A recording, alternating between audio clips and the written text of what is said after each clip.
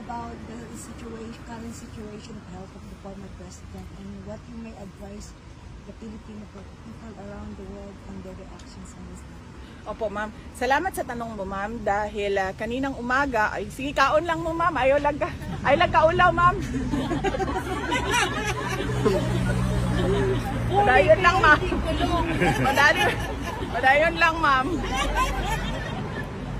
Salamat sa tanong mo dahil kaninang umaga, ma'am, meron pong nagpadala sa akin ng photo na mukhang nasa hospital bed si dating Pangulong Rodrigo Duterte at meron siyang hospital tag, 2 band sa kamay niya. So hindi po totoo yung photo na yon. First galore. Hindi totoo yung photo na yon.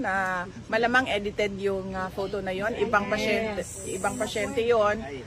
Inano lang nila yung mukha ni dating Pangulong Duterte. Wala po siya sa hospital ng detention unit. Nandoon po siya sa regular wing ng detention unit. At kanina, naglalakad naman siya mag-isa, albeit may dala-dala siyang tungkod. Oo, may dala-dala siyang tungkod. So clearly, wala siyang sakit na, kumbaga, kailangan niya maging bedridden.